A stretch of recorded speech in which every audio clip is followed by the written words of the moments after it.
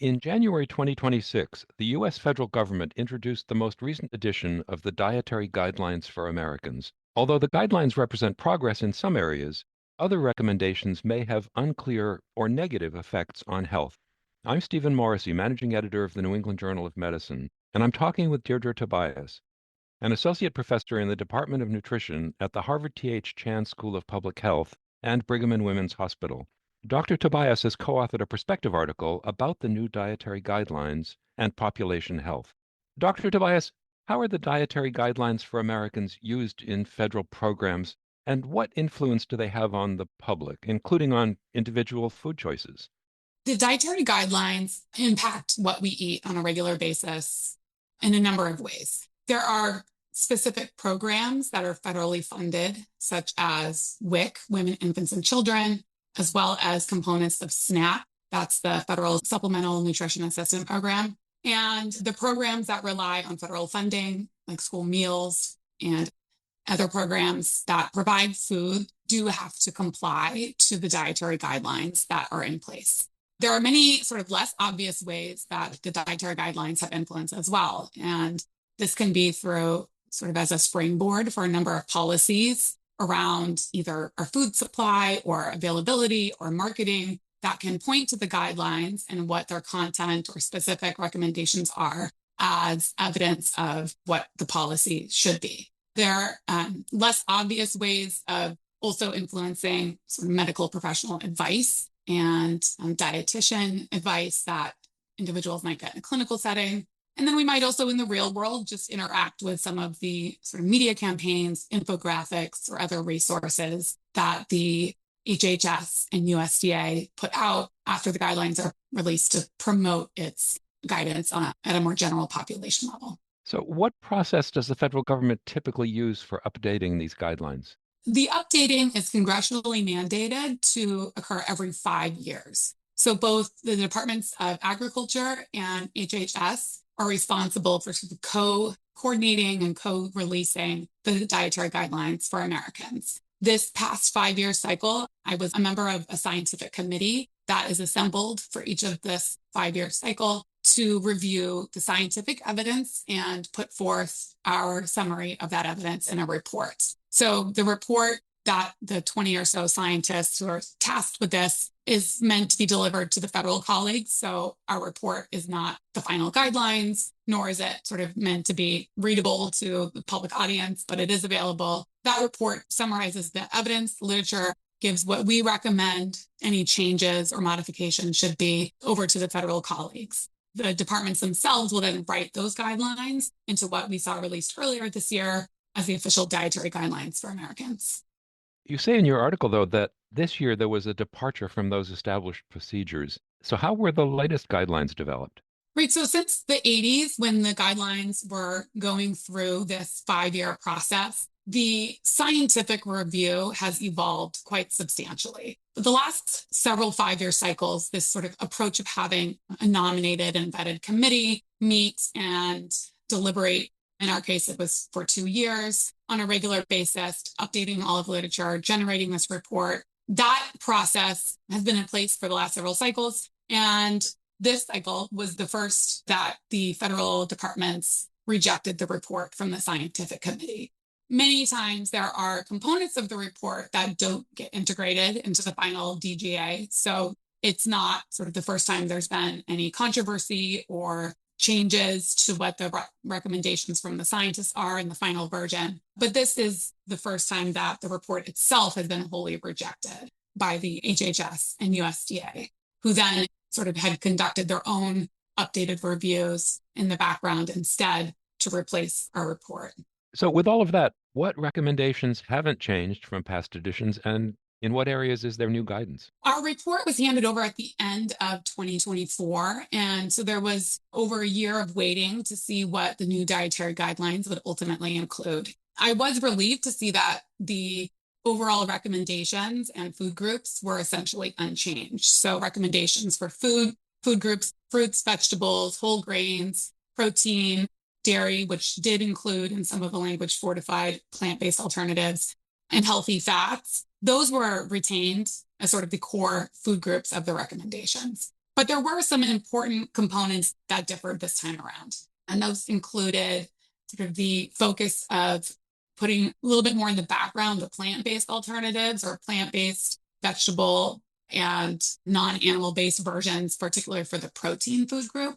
And there were also sort of, even with the recommendation to maintain the saturated fat limit at 10%, which many of us were very relieved to see was still in place. Some of the food recommendations are inconsistent with sort of maintaining the 10% saturated fat intake in the real world, or unrealistic to actually achieve given the promotion of animal products and full fat dairy in the newest guidelines. So, how evidence-based are those changes? Our scientific report, as well as the scientific reports of several past dietary guidelines committees going back decades, have recognized the growing science against saturated fat. Saturated fat is a type of fat we get predominantly from animal source foods. So your full fat dairy and cheeses and meats. And these, instead of polyunsaturated fat or monounsaturated fat, so these are your healthy vegetable oils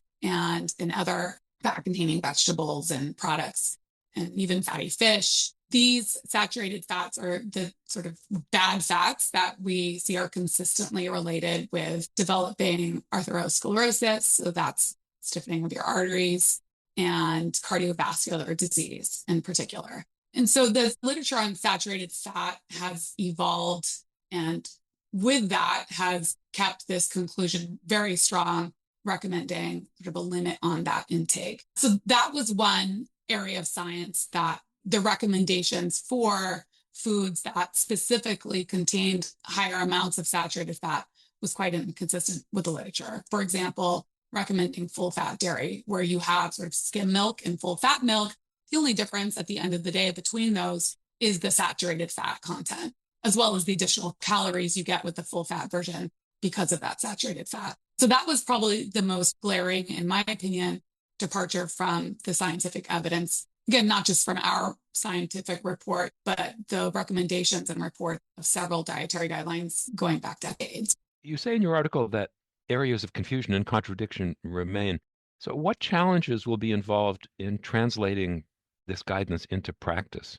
The translation of the dietary guidelines usually does take some time. They're not meant to be sort of a public-facing advice document. They are intended to be a springboard for policymakers to sort of leverage the evidence that's put forth as rationale for having maybe regulations on sodium, for example, or providing more fruits and vegetables in WIC and SNAP programs. So when the recommendations are very clear, those policies have a much easier path forward of being implemented, and it's harder to have pushback or any ambiguity in how the healthy diets that these programs put out there can actually do so. But when there's language that makes it easier for industry to push back because, well, what do you mean by don't put chemicals in your food? Everything's a chemical. And ambiguity like that can make it really difficult for policymakers to point to the science if there isn't a very clear definition or sort of quantitative limits to things that should be sort of reduced in our food supply. And so that it really prevents a lot of progress in that space. So the implementation really from more the policy perspective. From the food industry and the general public, I think there's also just a lot of general confusion, sort of misbranding of things like protein, for example. We want people to eat adequate amounts of protein, and that threshold of what that amount might mean could depend on your activity level, your age, your life stage. But we certainly don't hope this means everyone rushes out and drinks a lot of protein beverages and supplements and bars, which aren't really the actual whole foods that were intended in the overall dietary pattern. So again, in addition to the policy and vague language there, some of it could also just be leveraged for marketing of products and sort of misinformation as well, with potential unintended consequences of how they get misinterpreted. So, how should clinicians help patients make dietary choices that support their health in the context of these new guidelines? The role of the clinician, I believe, is even more important than it ever has been for conveying what healthy dietary advice patients may need. The role of diet in chronic diseases and obesity in the US and globally is huge. There's no doubt of the link between what we eat on a regular basis and our health. And if clinicians are well equipped and educated to provide that information in a very sort of consistent and helpful way, then I think that helps the patient sort of build that level of trust and awareness and hopefully confidence to be able to help make healthier choices. When the clinician isn't even educated properly, then that, of course, can be a real sort of gap, which should be part of healthcare. But I think if clinicians do need a place to go or look to, there are a number of organizations around the US and globally that do have alternative dietary guidelines. The 2020 dietary guidelines are also available online. Those would represent sort of much more of the scientific basis that was put forth in our report in the past several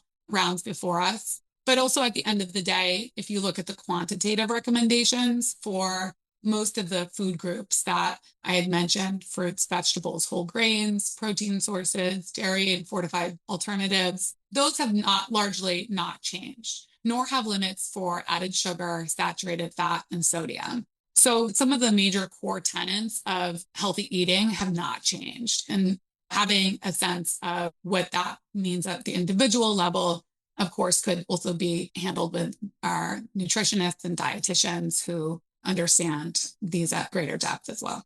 Finally, you described the need for structural changes to the food environment. So what might those changes look like, and what would be involved in making them happen?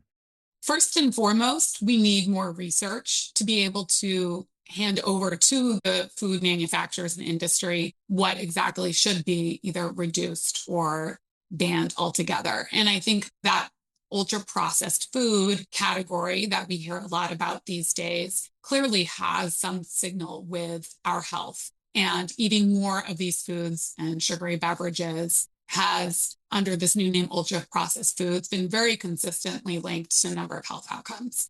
We need evidence to know what people should be eating instead, or if it is just a subcategory of these foods, what would we want to change about those foods, or should we eliminate them altogether? We have very few sort of success stories of having evidence lead to something being banned or regulated. Like trans fat was one big historic achievement where nutrition science showed quite clearly how that should change in our food supply. But we've also had many targets in nutrition where the progress has been very slow.